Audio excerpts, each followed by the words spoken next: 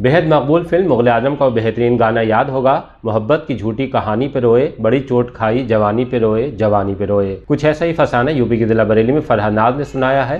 वो अपनी दर्द भरी दास्तान लेकर एसएसपी दफ्तर आई थी। इससे आगे अब और कुछ नहीं कहते, उन्हीं से रूबरू कराते हैं, सुनवाते हैं कि वो क्यों पहले शौहर से तलाक लेने के बाद उसकी नहीं हो सकी, जिसने उनसे निकाह की कस्में खाई थी। उसके बाद बताएंगे कि पुलिस ने अब तक इस मामले में क्या किया है। मेरा नाम फरहा मुस्कान अंसारी। 2022 में मैंने भाजपा ज्वाइन करी थी।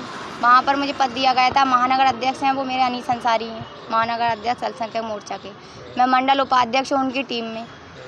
कई बार मीटिंग के दौरान उनका मेरे घर आना जाना रहता था, मैं भी मीटिंगों में जाती थी। मेरे उस समय आर्थिक व्यवस्था मतलब वो पैसे से थोड़ी मैं कमज़ोर चल रही थी, क्या बोलते हैं उसको, उस तरीके से मुझे घर में थोड़ी दिक्कतें थी। तो उन्हें पता थी ये बात, तो वो मेरे पैसे से मदद करने लगे। मेरे बच्चों का एडमिशन कराया, लगातार मेरी मदद कर रहे थे, राशन पानी से मदद कर रहे, हर तरीके से मदद कर रहे थे। वो उसका फ़ायदा उठाने लगे। फिर वो बेला फुसलाकर उन्होंने मुझे अपने क्लोज़ कर लिया। 2.5 साल इस रिश्ते में हम लोग चलते रहे। ये मेरे पूरे घर का खर्चा चलाते थे, मेरे बच्चों का खर्चा चलाते थे, हम लोग रह रहे थे। लेकिन गलत हो रहा था, ये मुझे एहसास हो रहा था कि मैं गलत कर रही हूँ, अब मुझे इस रिश्ते में नहीं रहना चाहिए। जो भी है मैं अपनी गलती का एहसास कर रही थी, तौबा कर रही थी। मैंने अनीस अंसारी से बात रखी कि अब मैं इस रिश्ते में आगे चलना नहीं चाहती हूँ, मैं रहना नहीं चाहती हूँ और ये रिश्ता यहीं ख़त्म कर दो।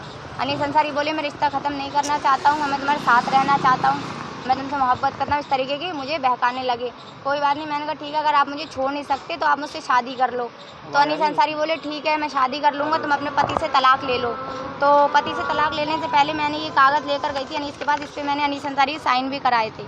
ये साइन अनीस के हुए हैं, नीचे फर्जी हैं या असली है वो जाने, इस पर जाँच होनी चाहिए। अब मैंने 7 सितंबर 2024 को अपने पति से तलाक ले लिया। तलाक लेने के बाद जब मैंने अनीस अंसारी से बोला शादी कर लो, तो उन्होंने मुझसे मना कर दिया। फिर मैं कई दिन बहुत परेशान रही, मैंने मैसेज किए, कॉल किए, तो मुझे 8 अक्टूबर तक 2024 तक मुझे गुमराह करते रहे। ठीक है मैं निकाह कर लूँगा, निकाह कर लूँगा। 10 अक्टूबर 2024 को मेरे खिलाफ फर्जी मुकदमा 10 लाख की मांग का हनी ट्रैप का मुकदमा डाला गया। 15 अक्टूबर 2024 को मैं बड़े सर अपने यहाँ पर खड़े हैं, एसपी सिटी सर के यहाँ पर मैं आकर पेश हुई थी और मैंने इंसाफ की मांग की थी। सर अगर मैंने 10 लाख रुपए मांगे हों तो मुझे फांसी चढ़ा दी जाए, जेल भेज दिया जाए, और नहीं मांगे तो सर आप कार्रवाई करें उसके खिलाफ जिसने झूठा मुकदमा किया है। तो सर इस पर कोई कार्रवाई अभी तक नहीं हुई है। चौकी इंचार्ज साहब हैं हमारे जो राजीव सर हैं सैटेलाइट के, उन्होंने चौकी में हमें बुलवाया और अनीस ने मुझसे माफ़ी मांगी कि मैंने अपने बचाव के लिए मुकदमा डाला था, मैंने तुम्हें जेल भेजने के लिए नहीं डाला था। तो मैंने अनीस अंसारी से बोला जेल आप कैसे भेज सकते हो, अगर आपके पास सबूत है, मैंने 10 लाख मांगे तभी तो भेज सकते हो, सबूत दिखाओ पहले। तो फिलहाल उन्होंने माफ़ी मांगी, ये मामला उन्होंने दबा दिया। अब क्या चाहते हो आप? अब मैं यही चाहती हूँ, उन्होंने जब मुझे बहला फुसलाया है, मेरी ज़िंदगी ख़राब करी है, सब कुछ था, कुछ भी था, कितना भी बहलाया था, लेकिन मेरा तलाक मत करवाते। मेरा आप तलाक करवाए तो मैं कहाँ जाऊँ अपने बच्चों को, अब मेरे बच्चे 2-2 दिन भूखे रह रहे हैं, मुझे इंसाफ चाहिए, वो मुझसे शादी कर ले, मैं बस इतना चाहती हूँ। क्या आश्वासन दिया था उन्होंने? क्या अनीस क्या कहते हैं?